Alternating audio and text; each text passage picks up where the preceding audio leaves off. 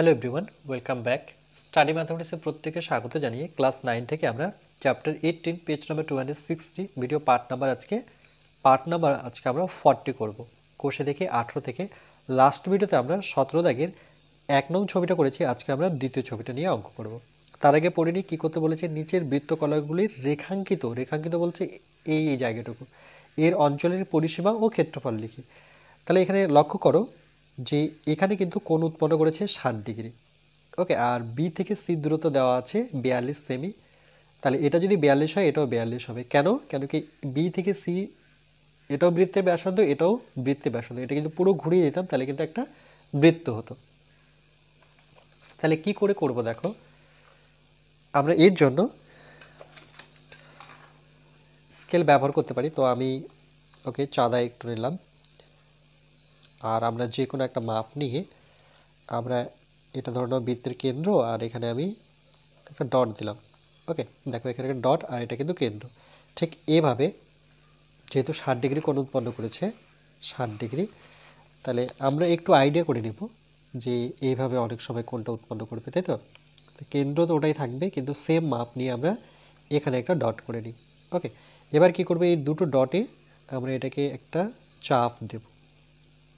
এই যে দিলাম, দেওয়ার পরে এটাকে আমরা যুক্ত করে নেব।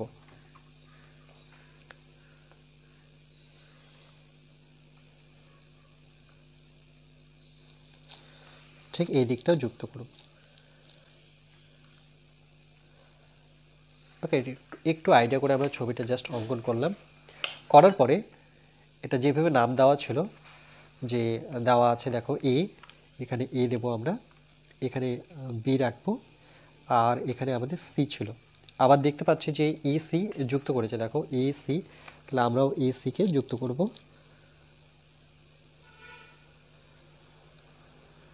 হয়ে গেছে। এবার দেখতে পাচ্ছি এখানে ডট ডট দেওয়া আছে বা রেখাঙ্কিত অঞ্চল দেওয়া আছে, তাহলে আমরা এইভাবে করব। ওকে, এর পরিসীমার ক্ষেত্রফল বের করতে হবে। কিন্তু আমরা দেখতে পাচ্ছি যে এখানে কত ডিগ্রি কোণ উৎপন্ন করেছে, 60 ডিগ্রি কোণ উৎপন্ন করেছে, আর বিসি এইটুক দেওয়া আছে 42 সেন্টিমিটার। ওকে, এটা 42 হলে এটাও 42 হবে। কেন? তার কারণ দেখো, যদি আমি এই কম্পাসটা এটা দূরত্ব সেম, এবার যদি ঘুরিয়ে দিই তাহলে একটা কি পাবো, আমরা একটা বৃত্ত পাবো, তাই তো। তাহলে এটাও বৃত্তের ব্যাসার্ধ, এটাও বৃত্তের ব্যাসার্ধ। তাহলে আমরা এভাবে লিখতে পারি যে ওকে, এভাবে লিখব যে ওকে, ব্যাসার্ধ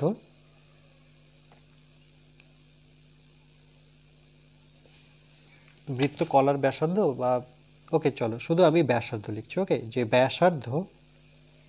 ব্যাসার্ধ নাম এখানে যদি আমি দিই তাহলে এ বি, এটাও বৃত্তের ব্যাসার্ধ, আর বি থেকে সি এটাও কিন্তু বৃত্তের ব্যাসার্ধ।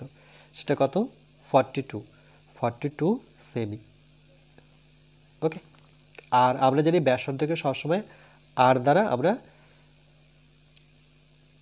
আর চিহ্ন দ্বারা বা আর সংকেত দ্বারা এটাকে বোঝাই, যে ব্যাসার্ধকে সবসময় আর দ্বারা বোঝানো হয়। ওকে, এবার কি করব দেখো, এই এসি প্রথমে চাপের দৈর্ঘ্য বের করে যে সূত্র সেটা আমরা অ্যাপ্লাই করব। তাহলে লিখব যে সুতরাং এসি, এটাকে চাপ বলা হয়। এসি এটা সূত্র অনুযায়ী যদি আমি লিখি তাহলে এভাবে লিখতে হবে যে বৃত্ত চাপের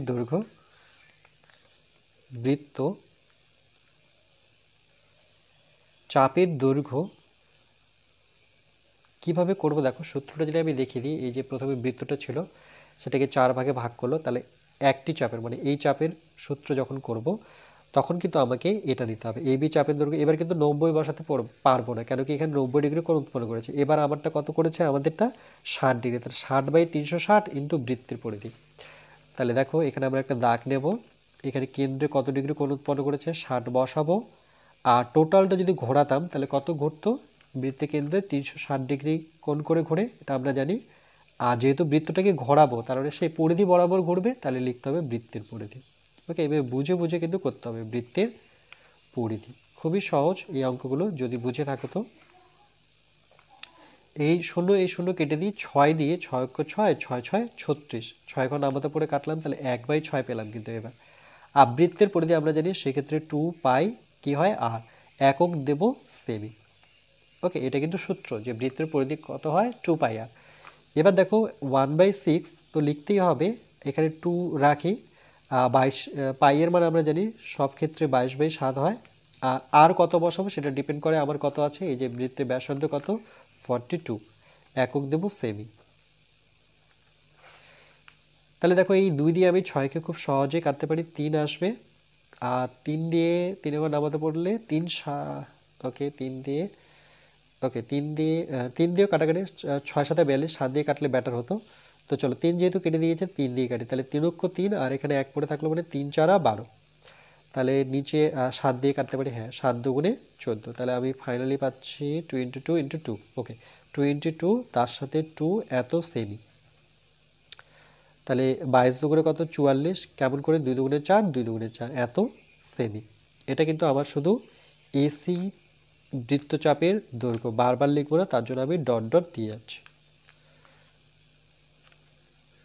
এখানে ফাইনালি লিখে দিই যে এসি বৃত্তচাপের দৈর্ঘ্য। ওকে, এটা কিন্তু আমার পরে প্রয়োজন পড়বে। এবার দেখো, এবার যদি আমরা পরিসীমাটা বের করতে চাই, তাহলে এইটুক তো আমাদের এসি, এর জন্য আমাকে এসি বের করতে হবে। আচ্ছা, এসি তো আমরা বের করেই নিলাম, সেটা কত 44। ওকে, মানে এইটুকু এসি বলতে এই চাপটুকু, দেখো যেহেতু চাপ দিয়েছি তাহলে এসি চাপের দৈর্ঘ্য 44। আর এখান থেকে এটা দেওয়া আছে 42, এটা যদি 42 হয় এটাও 42 হবে। দেখো দুটো যদি 42 হয় তাহলে এটাও 42 হবে, এইটুকুও 42 হবে এসি। কেন? তার কারণ 60 ডিগ্রি কোণ যদি থাকে আর দুটো বাহু যদি সমান থাকে তাহলে তৃতীয় বাহুটাও সমান হবে। সেটা কি সমবাহু ত্রিভুজের বৈশিষ্ট্য থেকে আমরা এটা বলতে পারি যে এটা কোন ত্রিভুজের বৈশিষ্ট্য, এটা হচ্ছে সমবাহু ত্রিভুজের বৈশিষ্ট্য। আরেকবার বলছি যে কি করে বুঝলাম যে এটা সমবাহু হবে, যেহেতু এর একটি কোণ 60 ডিগ্রি, এখান থেকে এর দূরত্ব 42, এখান থেকে এর দূরত্ব 42, দুটো বাহু তো সমান হলো, তাহলে এর যে তৃতীয় বাহুটা আছে সেটাও সমান হবে। কেন 60 ডিগ্রি তখনই থাকবে যখন এটা 60 হলে এটাও 60, এটাও 60, তাহলে সেক্ষেত্রে দেখো এই কোণটা 60, এই কোণটা 60, তাহলে আমরা সমবাহু ত্রিভুজের পুরো বৈশিষ্ট্যটাই পেয়ে যাচ্ছি। তাহলে আমরা এইভাবে লিখব যে এ বি সি সমবাহু ত্রিভুজ বা ত্রিভুজের ক্ষেত্রে, ত্রিভুজের ক্ষেত্রে, ওকে ত্রিভুজের ক্ষেত্রে, এই ক্ষেত্রে আমরা দেখছি যে এসি মানে এ থেকে সি যার দূরত্ব, এ থেকে বি দূরত্ব আর বি থেকে সি দূরত্ব সমান, A B equal to BC. ওকে, প্রত্যেকটা কত 42 সেমি করে হবে, আর প্রত্যেকটা কোণ 60 ডিগ্রি আমরা জানি। তাহলে এবার আমরা রেখাঙ্কিত অঞ্চলের পরিসীমা বের করতে পারবো। তাহলে লিখব রেখাঙ্কিত অঞ্চলের ক্ষেত্রফল। তাহলে রেখাঙ্কিত অঞ্চলের ক্ষেত্রফল বের করতে গেলে প্রথমে আমাকে এই সাইড বরাবর মানে এসি চাপের দৈর্ঘ্য নিতে হবে। তাহলে লিখব এসি বৃত্তচাপের ওকে দৈর্ঘ্য প্লাস তার সাথে আমাকে দেখো পরিসীমা বের করার আমরা কি নিয়ম কি জানি যে এই সাইড বরাবর ধার বরাবর আসবো, এখানে এসে আবার সোজা আমরা এর কাছে যাব। তাহলে সোজা বলতে সেটা কি এসি এর দৈর্ঘ্য, শুধু এসি এর দৈর্ঘ্য। তো দুটোর মধ্যে পার্থক্য আছে, একটা হচ্ছে চাপের দৈর্ঘ্য আর একটা হচ্ছে সোজা এসির দৈর্ঘ্য। তাহলে এসি চাপের দৈর্ঘ্য আমরা অলরেডি বের করে রেখেছিলাম, সেটা কত 44, অর্থাৎ 44।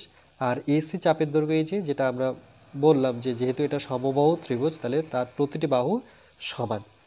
ওকে, দেখো প্রতিটি বাহু এখানে লিখে দিতে পারি যে প্রতিটি বাহু সমান। বুঝে থাকলে এত কিছু লেখার প্রয়োজন হয় না।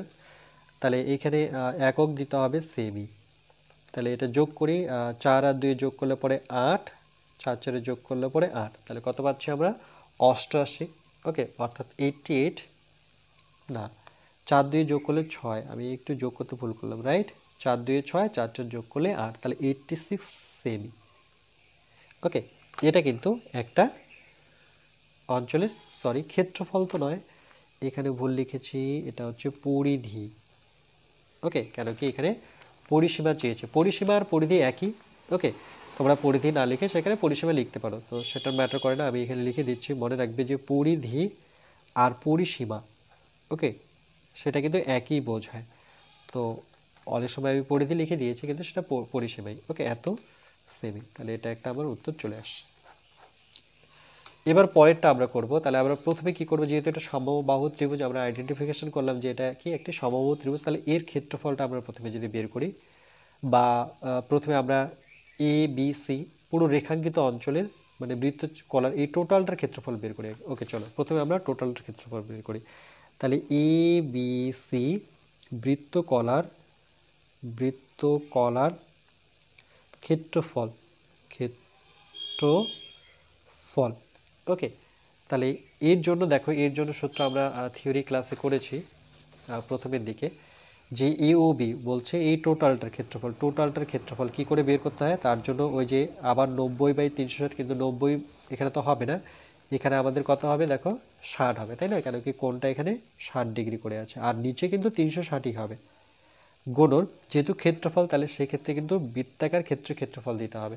তাহলে লিখতে হবে বৃত্তাকার ক্ষেত্রের ক্ষেত্রফল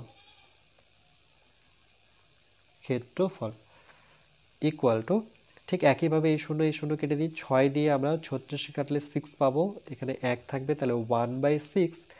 বৃত্তের ক্ষেত্রফল আমরা জানি, সেক্ষেত্রে পাই আর স্কোয়ার হয়, এত বর্গ কতটা আসবে, যেহেতু ক্ষেত্রফল বর্গ সেমি, তাহলে 1/6 ইন্টু পাই এর মান বসাবো 22/7 গুণন আর বলতে কি বোঝায়, এই যে আর বলতে আমাদের এখানে আর বলতে কত, সেটা 42। ওকে, তাহলে এখানে বসাবো 42, যদি স্কোয়ার আছে তাহলে এখানে স্কোয়ার লিখতে হবে, এত বর্গ সেমি। 1/6 ইন্টু 22/7, 42কে আমাকে দুবার লিখতে হবে, 42 ইন্টু 42, কেউ 42-এর 2 গুণ করবে না, বর্গ সেমি।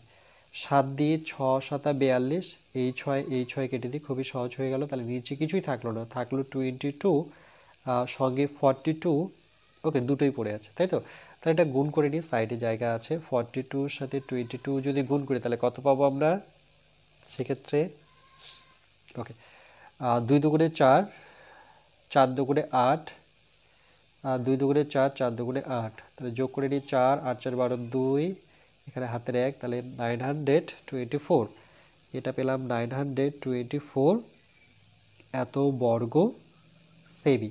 এটা কিন্তু টোটালটার ক্ষেত্রফল। ওকে, মনে রাখবে এই যে এবিসি বৃত্তকলার ক্ষেত্রফল, এই টোটালটার ক্ষেত্রফল। এবার আমাকে এই সমবাহু ত্রিভুজের ক্ষেত্রফলটা বের করতে হবে, তাহলে আমরা এই টোটালটা থেকে মানে এর ক্ষেত্রফল বিয়োগ করলে আমরা এর ক্ষেত্রফল পেয়ে যাব। তাহলে লিখবো এবিসি সমবাহু ত্রিভুজের ক্ষেত্রফল। ওকে, আমি এখানে জায়গা নেই, আমি এখানে একটু জায়গা করে লিখছি। ওকে, তাই লিখবো যে এবিসি সমবাহু ত্রিভুজের ক্ষেত্রফল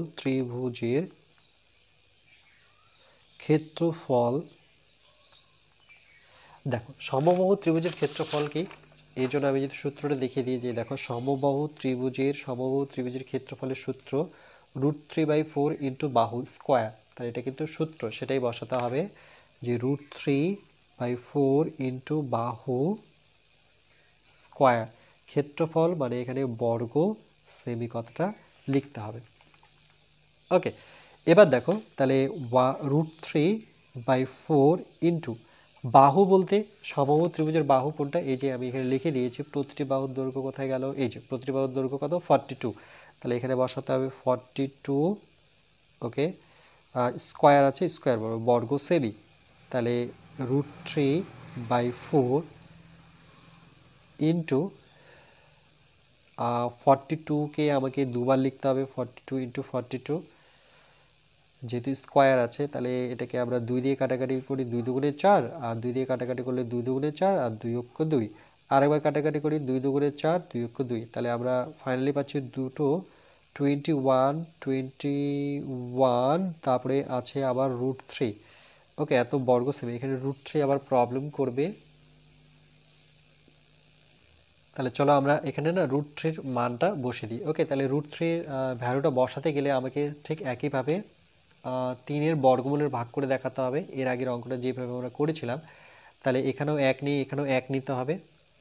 ওকে, তাহলে 2 নিতে পারবো না, 2 দুগুণে 4 হয়ে যায়।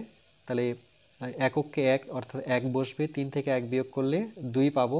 এখানে দশমিক নিয়ে বর্গমূলের ভাগের ক্ষেত্রে মনে রাখবে দশমিকের পর নর্মাল ভাগে যেমন একটা শূন্য হয়, এখানে কিন্তু জোড়া জোড়া হবে, অর্থাৎ দুটো শূন্য হবে। ওকে, আর 1-এর ডবল 2, তোমরা আমার যে 39 পার্টটা আছে সেটা দেখবে, আমি সেখানে ভালো করে বলে দিয়েছিলাম যে কি করে এটা আসে।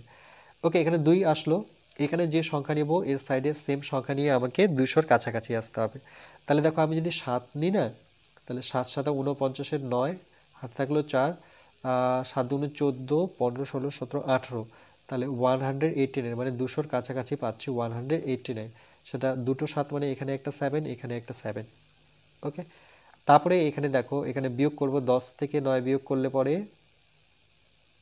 1 আসবে, এটা 9 হয়ে যাবে। এটা 9 থেকে 10 থেকে 9 বিয়োগ করলে পরে 1 আসবে, এটা তো 2 হয়ে গেল। ওকে, আর এখানে 2 যেহেতু ডবল নেমেছে আর ডবল হবে না, 2 থাকবে। এবার 7-এর ডবল আসবে, কিন্তু প্রবলেম এখানে 14 আসবে। ওকে, 14-র জন্য এখানে 4 লিখতে হবে, আর এর যে একটা আছে সেটা 2 এর সাথে যোগ হবে, তার মানে পরবর্তীটা 2 আর 1 যোগ করে 3 34 হবে, 24 থাকবে না। ওকে, এটা নিব। কি করে করলাম দেখো, 7-এর ডবল 14, তাহলে 14, এখানে তো একটা সংখ্যা ছিল, এটা 2 অঙ্কের সংখ্যা হয়ে গেল। তাহলে এর যে একটা আছে সেটা এই 2 এর সাথে যোগ হয়ে যায়, তাহলে 2 আর 1 কত, 3, এই 34 নিয়ে ভাবতে হবে। তাহলে এই 34-কে রেখে আমরা যে সংখ্যা এখানে বসাবো সেম সংখ্যা বসিয়ে আমাকে, আচ্ছা দশমিকের পরে দুটো শূন্য নিতে হবে, নাহলে তো পারবো না। তাহলে 3 নিয়ে করলে 3 3-কে 9, 3 4-এ 12, 2 হাতের 1, 3 3-কে 9 আর 10, তাহলে কত পাচ্ছি, 1029। কাছাকাছি আসে 1029। আর বিয়োগ করবো না, এখানে একটা 3, এখানে একটা 3 লিখে দিই, আমার এটা দরকার।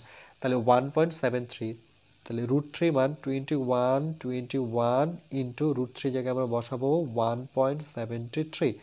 ওকে, আর প্রায় কথাটা লিখতে হবে। তাহলে এখানে আমরা দুটো 21 যদি গুণ করে নিই তাহলে কত পাবো।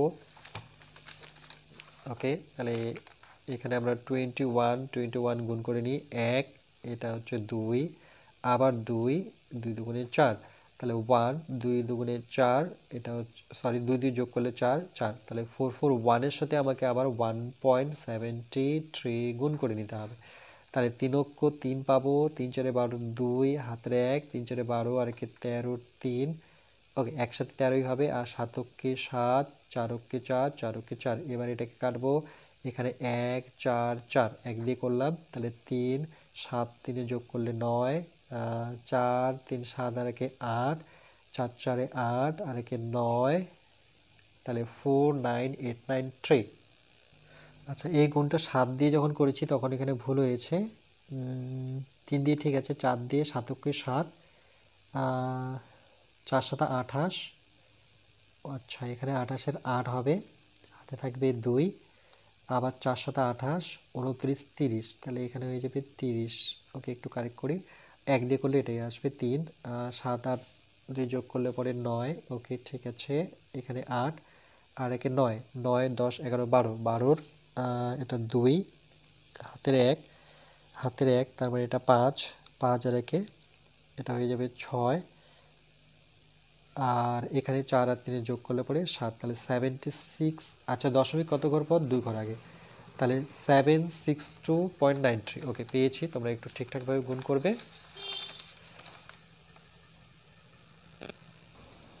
তাহলে এটা আমরা পেলাম 762.93। ওকে, কাছাকাছি, এটা প্রায় লিখতে হবে। ওকে, সেমিটা আগে লিখে নিই, একক দিয়ে দিই সেমি, আর ব্র্যাকেটে লিখতে হবে প্রায়। এটা হচ্ছে সমবাহু ত্রিভুজের ক্ষেত্রফল, মানে এইটুকের ক্ষেত্রফল। তাহলে রেখাঙ্কিত অঞ্চলের ক্ষেত্রফল বের করতে হবে, তাহলে আমরা লিখব যে রেখাঙ্কিত অঞ্চলের ক্ষেত্রফল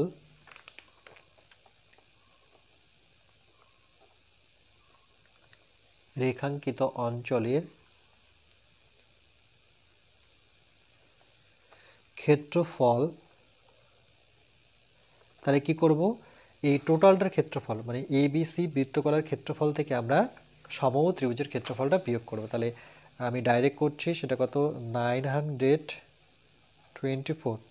924 থেকে আমাকে বিয়োগ করতে হবে, মানে টোটালটার ক্ষেত্রফল কত 924। এই যে দেখো সেখান থেকে আমাকে 762.93 বিয়োগ করতে হবে। ওকে, এত বর্গ সেমি। তোমাদের এটা বইয়ে অ্যান্সার কিন্তু ভুল দেওয়া আছে, তো সেই অ্যান্সারটা এটা হবে। ওকে, মানে এর কাছাকাছি আসবে, বইয়ে তো পুরোটাই ভুল দেওয়া আছে উত্তরটা। তাহলে এখানে লিখবো 762.93। দশমিকের বিয়োগ ঠিক মতো শিখতে হবে। দেখো দশমিকের এখানে দশমিক ইচ্ছে মতো নেব, আর দুটো সংখ্যা আছে দুটো শূন্য নিয়ে নাও।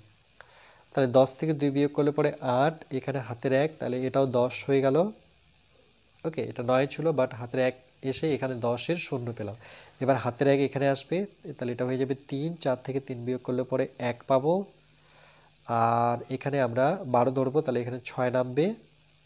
আর এখানে 1 ধরেছি, 1 ধরতে হবে, তাহলে 8। তাহলে 161.02, 161.0208। এত সেমি, বাট এখানে লিখতে হবে বর্গ কথাটা। ওকে, প্রায় লিখে দিতে হবে, মানে কাছাকাছি অ্যান্সার আসছে।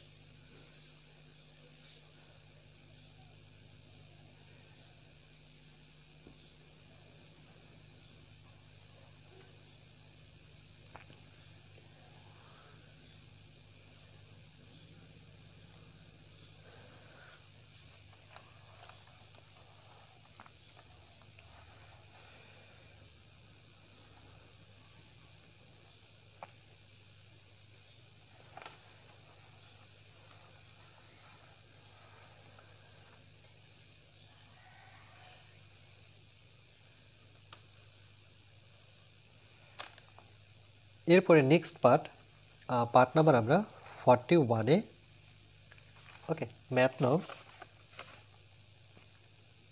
18 করবো, অর্থাৎ 18 করবো।